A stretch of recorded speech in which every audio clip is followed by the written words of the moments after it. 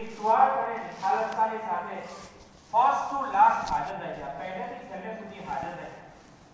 હાજી યાકૂબ સાહેબનો પણ આભારી છું કે એમનો અનુભવ, એમનો મૃદુ સ્વભાવ અને એમની હંમેશાની હાજરી આપણા મનસુબાને વધુ આસાન બનાવી ગઈ। આ મુરબ્બીઓની સાથે સાથે હું બીજા વડીલો અને સભ્યોના યોગદાનને ના ભૂલી શકું।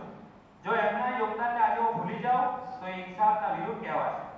એટલા માટે આપણે આપણા હાજી અય્યુબભાઈ વાસી, સાજિદભાઈ ગાગડિયા, ઇરફાનભાઈ, ઇબ્રાહિમ સુલેમાન સાહેબ,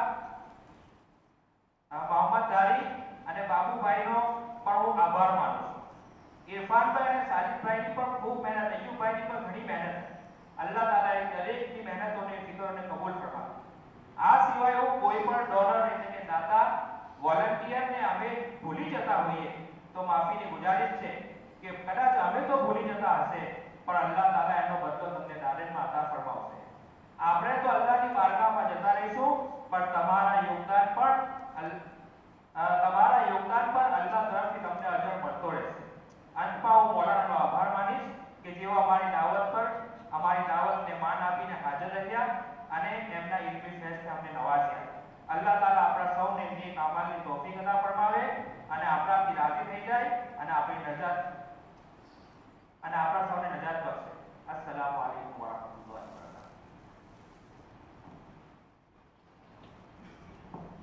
अब हम हजरत वाला से मुअद्दबाना दरख्वास्त करते हैं कि हजरत तशरीफ लाएं और अपने मकबूजा ख्याल में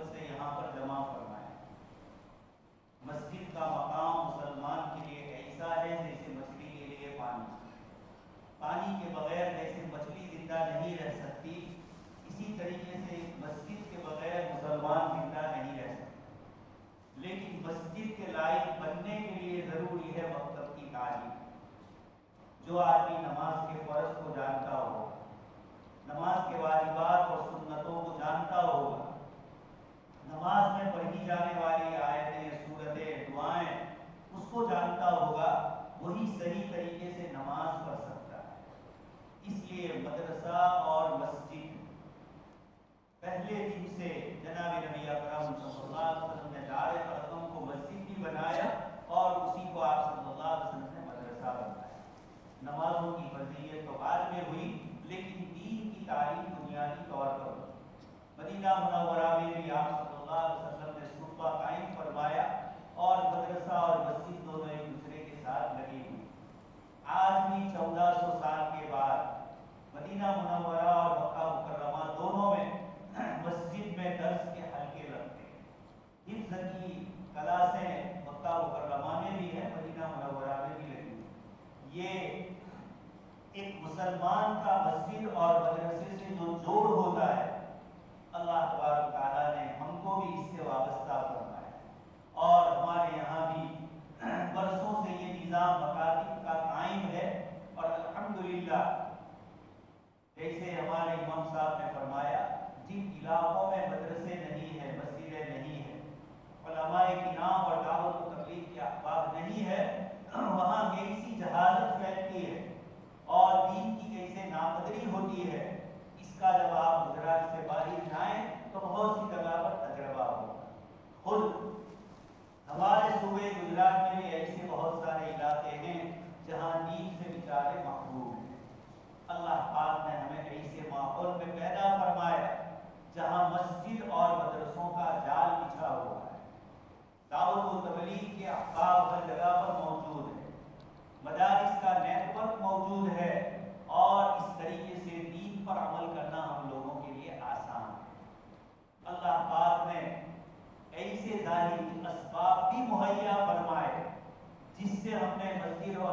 مدرسوں کی بلڈنگوں کو مضبوط اور ٹھوس عمارتوں کے ساتھ رکھا۔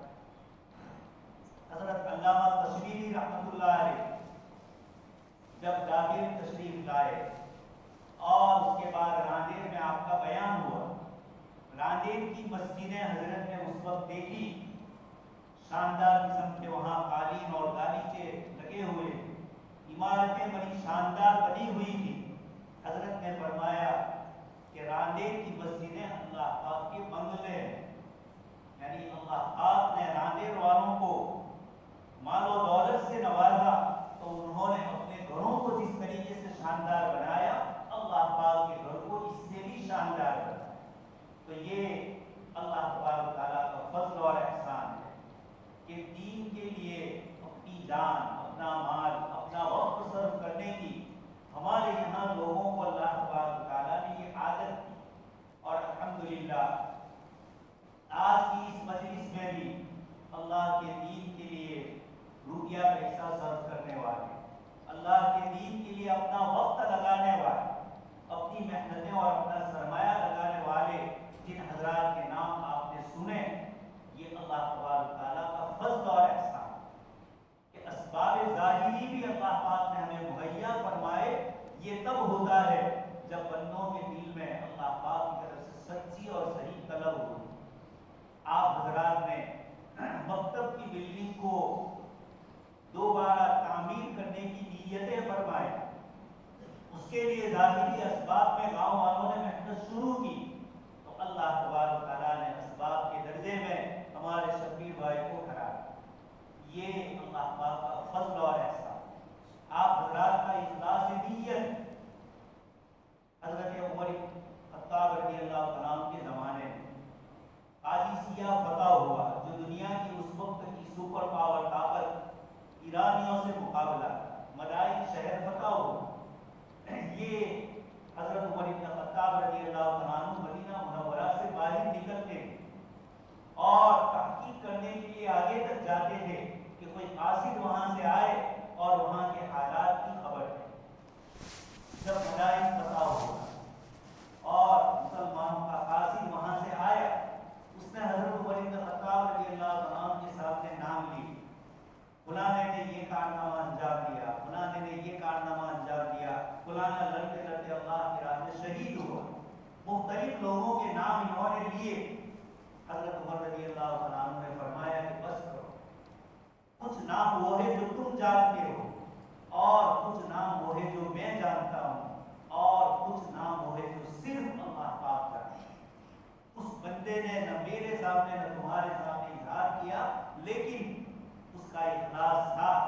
اللہ تبارک تعالیٰ اس کے نام کو جانتے ہیں، اس لیے آج کی مجلس میں بھی میں یہی کہوں گا کہ کچھ نام تو ہم نے ظاہری دیکھے، اللہ کے کچھ بندے ایسے ہوں جن کے پاس مالی فراوانی نہیں ہو، جس بسے وہ مسجد اور مدرسے میں حاضر نہیں ہو سکتے تھے، لیکن دل کی تمنائیں، دل کی آرزویں تھیں، مسجد میں بیٹھ کر 2 رکعت پڑھ کے انہوں نے اللہ پاک سے دعائیں کی ہوگی کہ اللہ پاک آپ مدرسے کو مکمل فرما دیجئے۔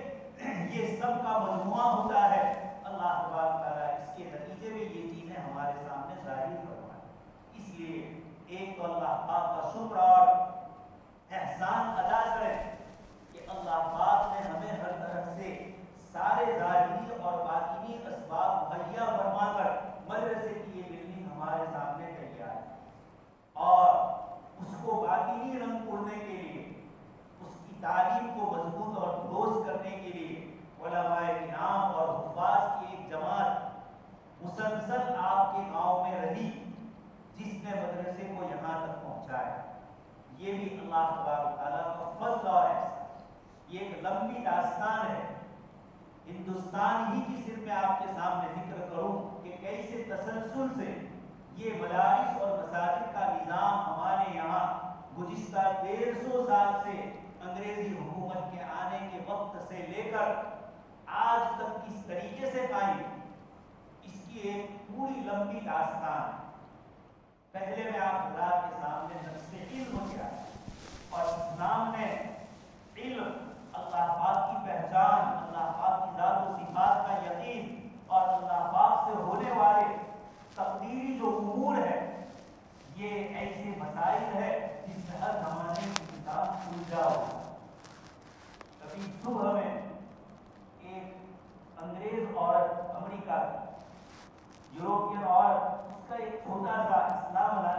किस्सा मैं पढ़ रहा, उसने ये बताया कि मैं ये समझती थी कि जैसे हम लोग नाचने गाने वाले हैं, ये चर्च में और सिनेमा में जाकर गाने वाले, इत्तेफाक से उसके घर के करीब एक कैफी, एक कॉफी की दुकान एक मिस्री मुसलमान ने खोली।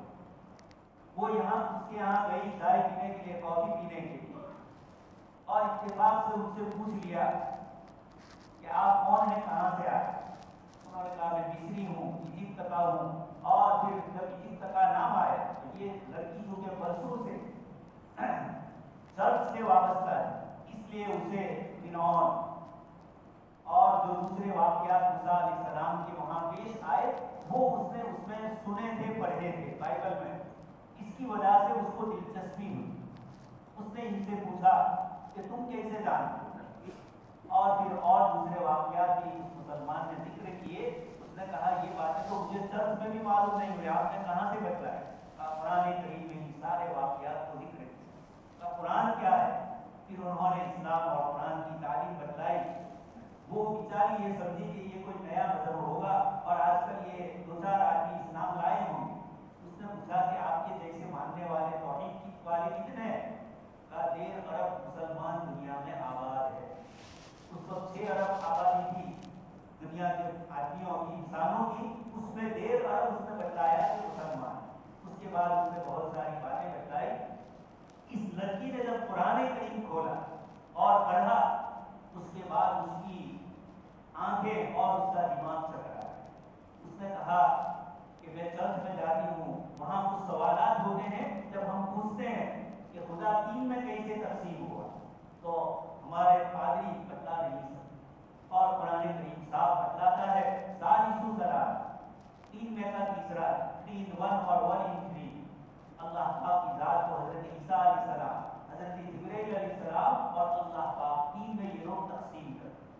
उस लड़की ने कहा कि जब तुमने मेरे सामने कुरान रखा और इस कुरान में फरमाया इन्नमा इलाहुकुम इलाहु वाहिद, तुम्हारा खुदा सिर्फ और सिर्फ एक खुदा, ऐसी तौहीद न बाइबल में है और न पुराने बाइबल यानी तौरात के अंदर मौजूद।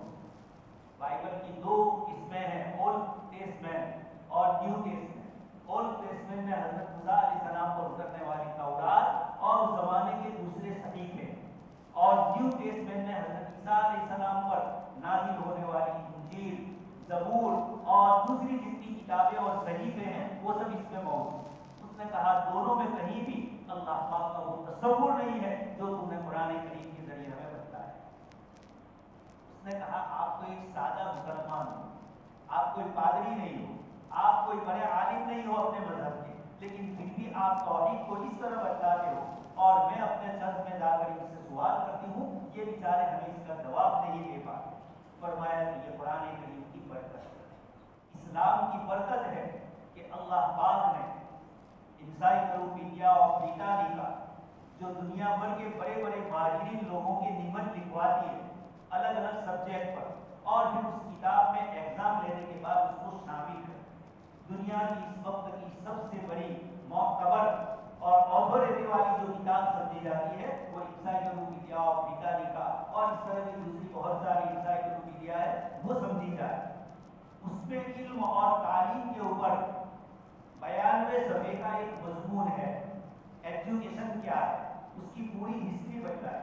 उसमें पहले ही ये लिखा है कि दुनिया में बड़े बड़े मंदिर बनाए गए, बड़े बड़े महल्लात बनाए गए, लेकिन तालीम और एजुकेशन के नाम पर सबसे पहले अगर बिल्डिंग किसी ने बनाई तो वो मुसलमानों ने ही सबसे पहले मामून रशीद के दौर में बड़ी बिल्डिंगें बनाई गई, बैतुल हिकमत एकेडमी कायम की गई, और फिर उसके बाद बड़े मकातिब और मदारिस भी बाद में वजूद में आए। उसने कहा कि ये दुनिया की तारीख का अजूबा है कि इंसानों से इल्म को रोका गया।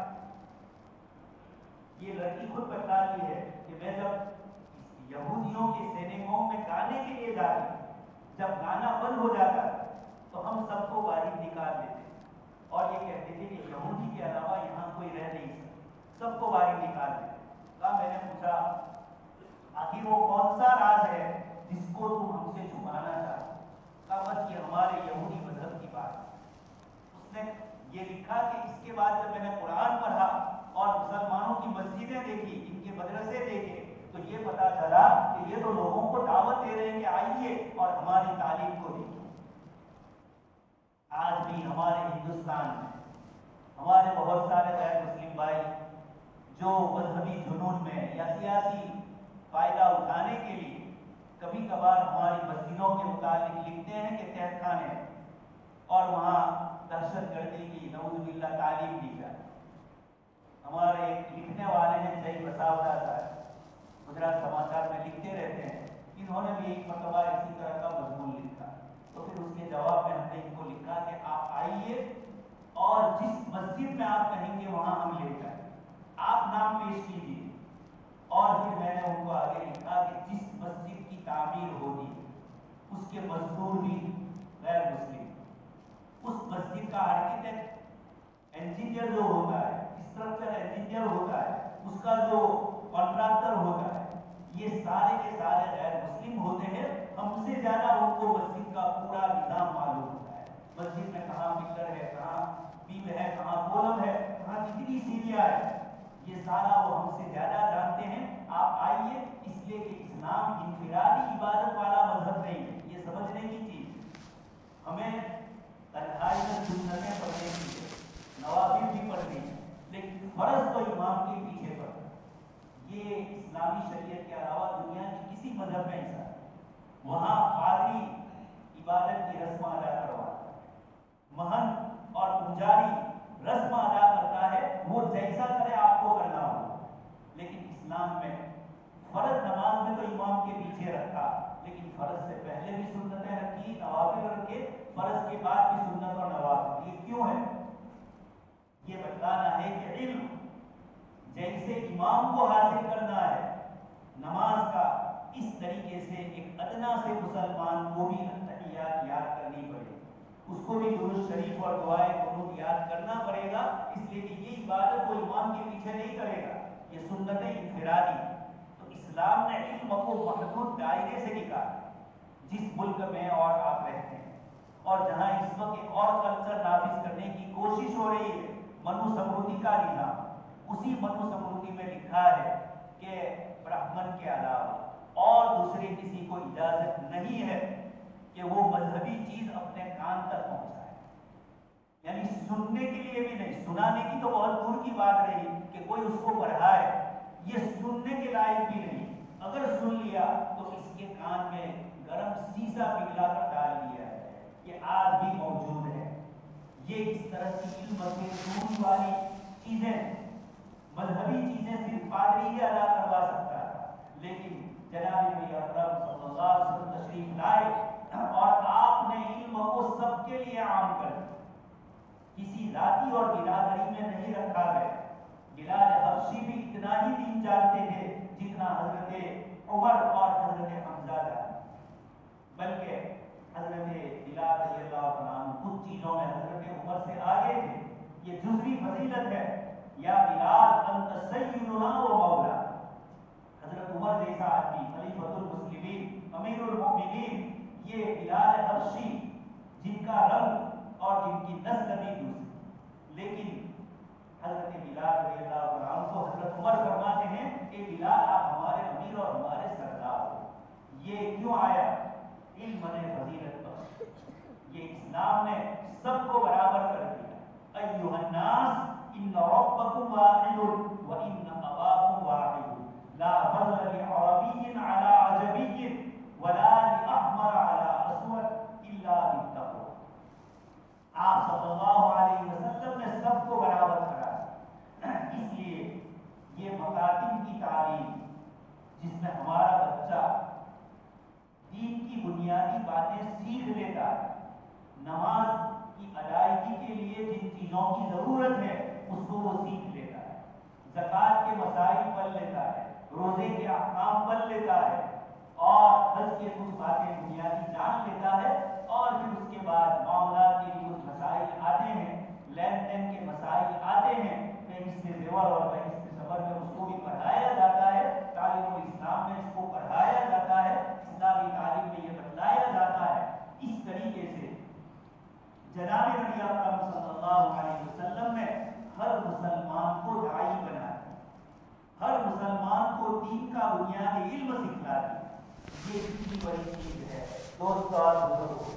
جب ہندوستان میں انگریز کا 1857 میں تسلط ہو گئے، ایسٹ انڈیا کمپنی کامیاب ہو گئی اور 1857 کے جہاد اور ہندوستان کی آزادی کی لڑائی میں ہندو اور مسلمان ایک ہو کر لڑ رہے تھے لیکن منظم نہیں تھے۔ انگریز نے اس کو شکست دے دی اور انگریزی حکومت میں وکٹوریہ نے وہاں سے انگریزی یعنی یوروپ کا نظام ایسٹ انڈیا کمپنی سے ہندوستان کے کاروبار کو لے کر حکومت کے ماتحت آ گئے۔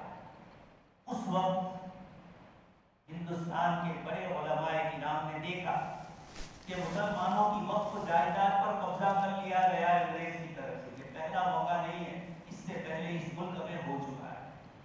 دوسرے نمبر پر علماء کرام چونکہ وہی آگے تھے، ان کو پھانسی پہ چڑھایا، ان کو قید کی صعوبت اور تکلیفوں میں ڈالا۔ اب ایسے موقع پر اس ملک میں دین اسلام کی حفاظت کیسے کریں؟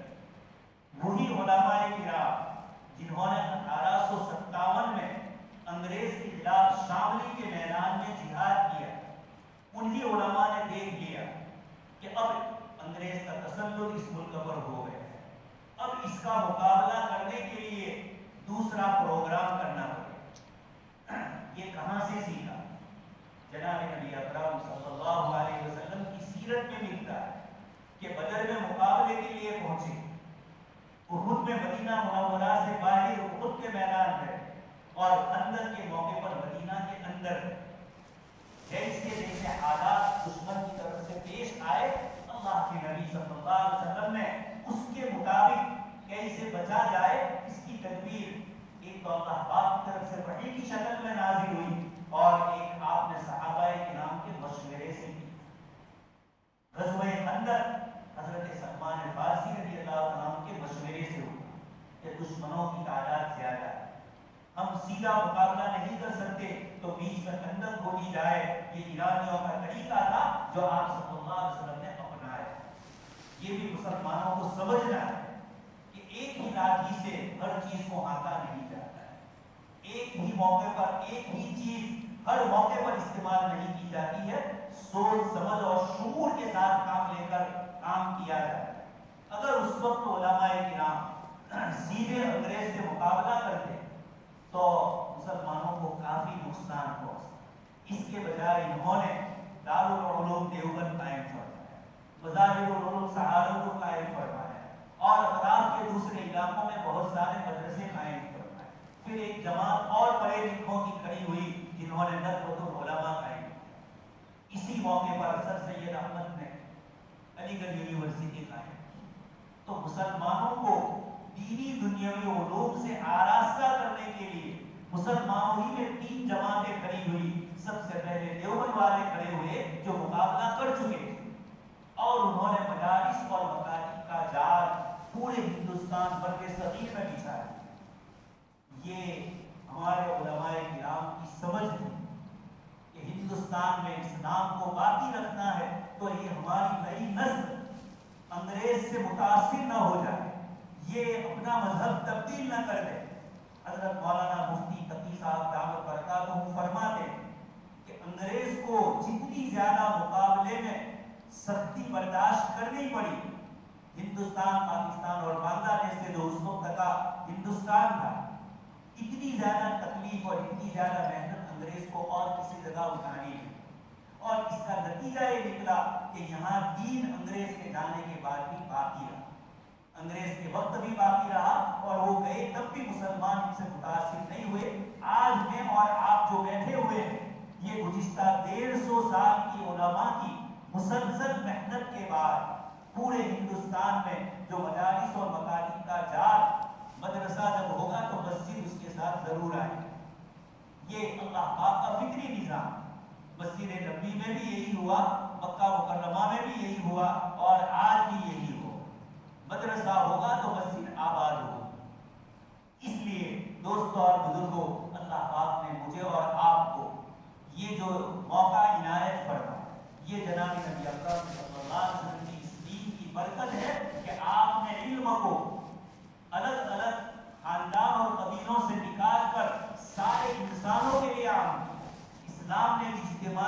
انفرادی عبادتیں رکھی کہ انسان خود بھی کرے اور دوسروں کے پاس بھی کروائے. یہ تمام چیزیں علم کی اسی بنیاد پر.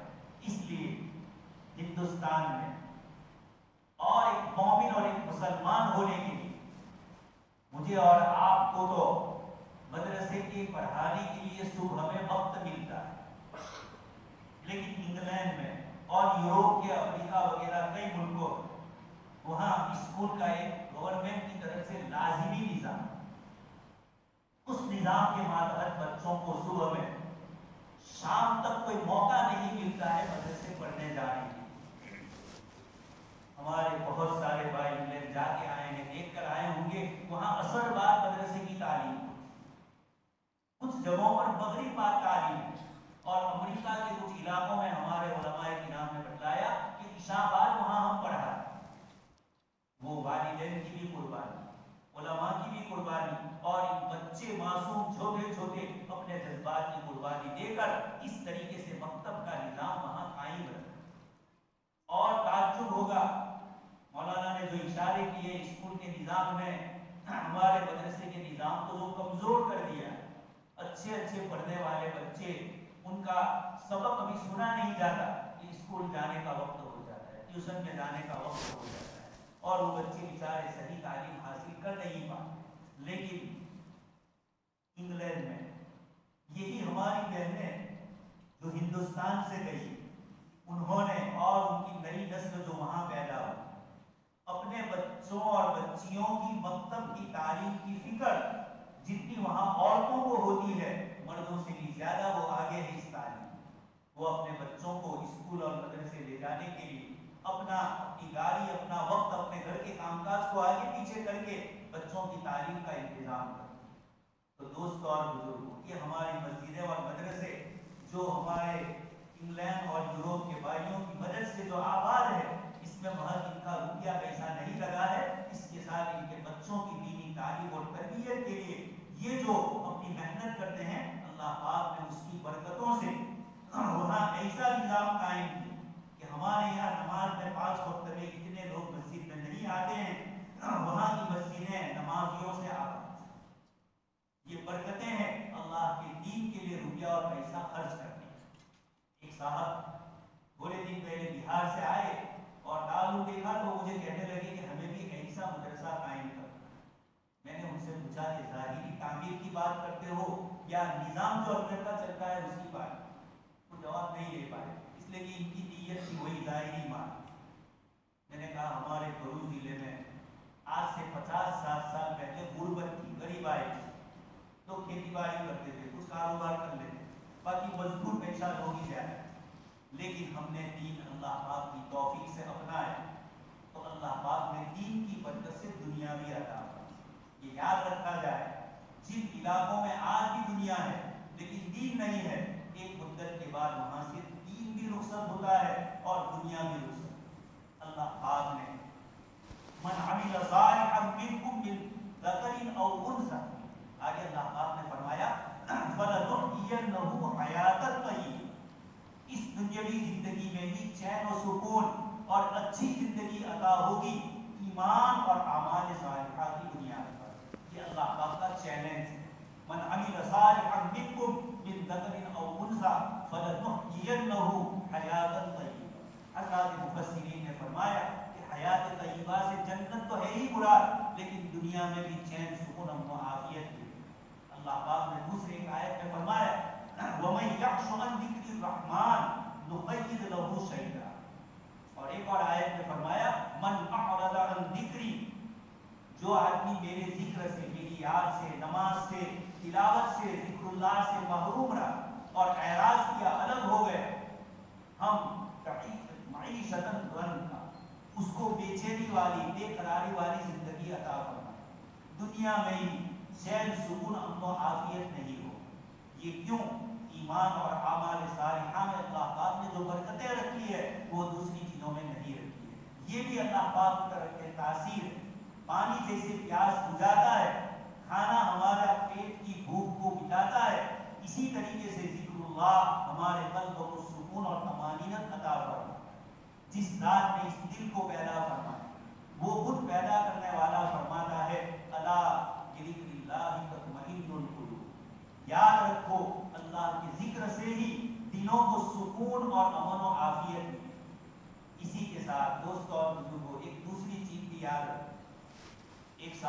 आए नमाज रोजे वगैरह के बड़े पाबंद और काफी करीब थे, तो मुझे कहने लगे कि कई वजीफे पढ़े, कई इबादतें कर रहा हूँ, लेकिन सुकून नहीं मिलता, कहीं ना कहीं कोई परेशानी तकलीफ आए। मैंने उनसे कहा कि मैं आपको एक सच्ची बात कहूँगा, आपको कड़वी लगेगी, लेकिन चूंकि आप ताल्लुक रखते हैं और आप बहुत सी मुद्दत से ये परेशानी में हैं, तो मैं आपको सही इलाज और सही बीमारी क्या है ये बतलाना चाहता हूँ। उनका जरूर बता, मैंने कहा शायद बर्दाश्त न कर सकूँ। एक तो मरतबा टाल दिया, फिर बेचैनी उनको उड़ हुई कि क्या इसके पास इलाज। मैंने कहा कि बात यह है कि मैं सवाल आपसे पूछना चाहता हूँ, आपके वालिद मोहतरम ने जो विरासत छोड़ी है, आपने अपने भाइयों और बहनों को वो दी है?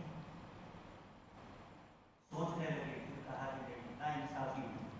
मैंने कहा आप कितनी दुआएं करते रहो, मजलूम की आहें जो ऊपर जाती है। हदीस शरीफ में फरमाया कि अल्लाह तक पहुंचने में कोई हिजाब और कोई रुकावट नहीं। हदीस शरीफ में ये भी फरमाया कि रुबा अशरी, आप सल्लल्लाहु अलैहि वसल्लम फरमाते हैं बहुत सारे गुबार आलूद दूर का सफर किए हुए और अल्लाह से या रब्बी कहते हैं, अन्ना युस्तजाब मतअमुहु हराम व मशरबुहु हराम। आप सल्लल्लाहु अलैहि वसल्लम फरमाते हैं उसकी दुआएं कैसे कबूल हो, उसका खाना पीना हराम, वो कितनी इबादत करे लेकिन मजलूम का हक इसके साथ वाबस्ता है। इसलिए दोस्तों और बुजुर्गों, ईमान और अमाल सालिहा और हमारे जिम्मे आने वाले माली हुकूक और फराइज, इसको जब अदा करेंगे तो अल्लाह पाक इस दुनियावी जिंदगी में चैन सुकून अमन आफियत, अगरचे ये जिंदगी इसकी नहीं है, आखिरत की जिंदगी अल्लाहुम्मा ला आइश इल्ला आइशल आखिरत, ये कब पर है?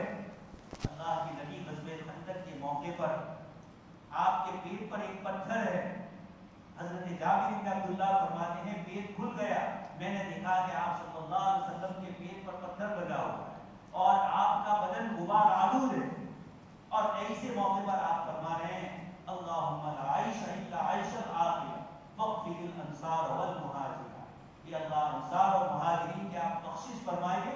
उस मौके पर अल्लाह के नबी फरमाते दुनिया का ऐश असल ऐश नहीं है, असली ऐश तो मौमिन को कब्र में जाने के बाद मिलेगा। इसलिए दोस्तों और बुजुर्गों, अल्लाह पाक ने हमें ये मदरसे की शक्ल में एक चीज अता फरमाई थी और उसी पुरानी बिल्डिंग में हम पढ़ाते थे, पढ़ते थे। हम लोग भी छोटे थे, कंकारिया में मकतब में हम पढ़ रहे थे और 1970-71 का ज़लज़ला आया, जिसमें करमान में उस वक्त ज़्यादा नुकसान हुआ, ये इलाके में ज़्यादा नुकसान हुआ। मकतब में पढ़ रहे थे और हमारे उस्ताद दीनी तालीम का रिसाला पढ़ा रहे थे, अभी तो दुआ वगैरह से पढ़ के फारिग होकर अभी बैठे ही थे, और हजरत ने ये फरमाया, अंदर किताब में लिखा हुआ है मुसीबत को नहुसत मत समझो। ये इबारत दीनी तालीम की उस्ताद पढ़ा रहे हैं और हमारी टीपाई हिल रही थी। एक साथी दूसरे को कह रहा है कि तू पातला हिला रहा है, दूसरा कह रहा है तू हिला रहा है, और जो बिल्डिंग थी, बिल्डिंग तो क्या हो, उसका नाम ही काजीवार, इतनी मिट्टी से बनी हुई और वो छोटे छोटे उसके संतरे गिरते थे। फिर सारे बच्चों को नीचे उतारा गया, एक ही सीढ़ी और 300-400 बच्चे उसी में पढ़ रहे। ये ऐसे ही जगहों में पढ़ने के बाद ऐसी ही बेसहूलती के साथ जिन्होंने पढ़ा, इन्होंने ज़ाहिरी इमारत तो मस्जिद आप सुन चुके हैं, अल्लाह के नबी सल्लल्लाहु अलैहि वसल्लम नमाज पढ़ा रहे और मस्जिद नबी का छत टपक रहा है, लेकिन इस्लाम ने हमें ये नहीं कहा कि तुम इस तरह गुर्बत और परेशानी में रहो, असबाब मुहैया हो तो अच्छी चीज़ें भी इस्तेमाल करो। शरीयत मुतहरा ने, कुरान ने फरमाया कुलू वशरबू, खाओ और पियो, अल्लाह की नेमतों का शुक्र अदा करो, इसराफ न करो। तो अल्लाह पाक ने इमारत की शक्ल में ये चीज़ हमें दी, हम अल्लाह पाक का शुक्र अदा करें और अपने बच्चों को औकात का लिहाज करते हुए, अपने बच्चों की तालीम का थोड़ा कुछ सुनते सुनाते हुए, बच्चा मकतब में पढ़कर आया है, माँ बेचारी नहीं पढ़ी हुई है, तो अपने बच्चे से पूछेंगे बेटा तू आज क्या पढ़ के आया है, इससे भी तालीम मिलेगी। और माएँ अपने बच्चों की तालीम से, दुनिया की तालीम में कई औरतें ऐसी है जो इतना ज़्यादा पढ़ी लिखी नहीं थी, लेकिन अपने बच्चों के स्कूल और ट्यूशन की वजह से वो इतनी आगे बढ़ गई कि पढ़ी लिखी औरतों से भी ज़्यादा इनकी मालूमात बढ़ गई। एक मरतबा ऐसा हुआ, एक जगह स्कूल में एक औरत अपने बच्चे को स्कूल पढ़ने भेजने के लिए बहुत ज़्यादा मेहनत करती, हालांकि वो खुद पढ़ी हुई साहब ने मुझे कहा अजीब है, ये जाहिला है, लेकिन स्कूल भेजने के लिए अपने बच्चे को हर वक्त तैयार है। मैंने कहा उसको अपनी जहालत का एहसास हो गया कि मैं जाहिला हूँ तो मेरा बच्चा या बच्ची इस तरह न रहे, इसके लिए वो मेहनत करे। तो दीन के लिए भी हम मेहनत करें, अपने बच्चों से भी सीख सकते, अपने बच्चों की तालीम की मेहनत और फिक्र करें और देखें कि बच्चा मदरसे में क्या पढ़ के आया। अल्लाह पाक से दुआ है कि अल्लाह पाक हम सबको इस मकतब की कदरदानी की तौफीक नसीब फरमाए। और अब तक जैसे हमने कदर की, हमारे बुजुर्गों ने हमें इस लाइन पे रखा, तो आज की मस्जिद बड़ी हुई है। दोस्तों और बुजुर्गों, बुखारा और समरकंद इस्लामी उलूम के मरकज और एक लंबी मुद्दत तक उन पर जुल्म और तशद्दुद हुआ। कम्युनिस्टों ने, सोवियत यूनियन ने उन पर बहुत जुल्म किया और इनके दिलों से ईमान बुरज कर निकालने की कोशिशें की। आज हजरत मौलाना मुफ्ती अहमद खानपुरी साहब दावत बरकातुहू चंद साल पहले तशरीफ ले गए बुखारा, इमाम बुखारी के मज़ार पर। वहाँ आपने अपने साथियों से कहा कि यहाँ बैठकर बुखारी शरीफ हम पढ़े, इसलिए कि बरसों से ये इमारत महरूम है हजरत इमाम बुखारी रहमतुल्लाह अलैह के उलूम से। तो नाक़दरी जब होती है या अल्लाह पाक की तरफ से किसी चीज़ की बुनियाद पर इल्म से महरूम कर दिया जाता है, तो ऐसे सरसब्ज़ शादा इलाके जहाँ सिर्फ और सिर्फ हदीस शरीफ का दर्स होता था, आज वहाँ कोई पढ़ने पढ़ाने वाला नहीं। ये अल्लाह पाक का फज़्ल है कि अल्लाह ने हमारे बुजुर्गों की मेहनत से हमें ये मकतब का निज़ाम अता फरमाया। हम मस्जिद में आते हैं, मसाइल जानते हैं, नमाज अच्छी तरह पढ़ लेते हैं, ये सब इसी मकतब की बरकतें हैं। अल्लाह पाक हम सबको इसकी कदरदानी की तौफीक नसीब फरमाए। और जिन जिन हज़रात ने जो मेहनतें की, हदीस शरीफ में है जो बंदा अल्लाह के दीन के लिए मेहनत करता है, अल्लाह तबारक व तआला उसके लिए उसकी दीन दुनिया दोनों को दुरुस्त फरमा दे। हज़रत इमाम गज़ाली फरमाते हैं, मेरे वालिद ने उलमाए किराम का एहतराम और कदरदानी, तो अल्लाह पाक ने हम दोनों भाइयों को, इमाम गज़ाली मोहम्मद है और इनके दूसरे भाई अहमद थे, का दोनों भाइयों को अल्लाह पाक ने इल्म से नवाजा। इसलिए कुरान और हदीस का इल्म और अल्लाह पाक की पहचान, इससे बढ़कर हुए ज़मीन पर कोई इल्म नहीं। चीज़ों के पीछे रिसर्च करते रहो, पेशाब पाखानों के पीछे रिसर्च करने वाले डॉक्टर और इस लाइन के माहिरीन बहुत सारे हैं, लेकिन रात दिन कुरान और हदीस में अल्लाह पाक किसी को मशगूल करे, अल्लाह पाक अपने दीन के लिए मशगूल रखे। ये हम उलमाए किराम के लिए भी अल्लाह पाक का शुक्र अदा करने का मौका। मिन्नत बने खिदमत सुल्तान में कुनी, मिन्नत अज़ो शनास के वो खिदमत में गुजारिश। शायर कहता है कि तुम ये एहसान मत करो कि मैं मदरसे में पढ़ा, बल्कि अल्लाह पाक का एहसान मानो कि उसने हमें खिदमत के लिए रखा। अल्लाह पाक हम सबको इसकी तौफीक अता फरमाए। आमीन व आखिरु दावाना अल्हम्दुलिल्लाहि रब्बिल आलमीन। अल्लाहुम्मा सल्लि अला सय्यिदिना नबिय्यिना व शफीअना व मौलाना मुहम्मद कुल्लमा ज़करहु ज़ातिहु व कुल्लमा ग़फ़रना बिही मौलाए करीम हम सबके गुनाहों को माफ़ फरमा। रब्बे रहीम आपका पाक दीन है, आप किसी के मोहताज नहीं। आपने अंबियाए किराम अलैहिस्सलाम की मदद के लिए छोटे छोटे परिंदों को, आपने अपनी मखलूक़ात के ज़रिए अपने दीन की हिफाजत का ज़ाहिरी सबब मौलाए करीम आपने हमें कबूल किया। मदरसों की तामीर के लिए, मस्जिद की तामीर के लिए, मदरसों में पढ़ने के लिए, पढ़ाने के लिए, मदरसों को मोहब्बत की निगाहों से देखने के लिए, मेरे करीम ये आपका फज़्ल और एहसान, हमारा कोई कमाल नहीं। आपने अपने करोड़ बंदों को उनके अपने माल को नाजायज़ और हराम कामों में इस्तेमाल करने के लिए रात दिन आपने दीन और मोहब्बत दी।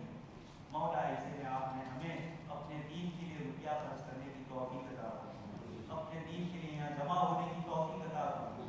मौला करीम दुनिया की सारे कामों के लिए हमारे पास फुर्सत होती है, लेकिन दीन के लिए फुर्सत नहीं होती। आपके ये बंदे दीन के इस मौके पर अपने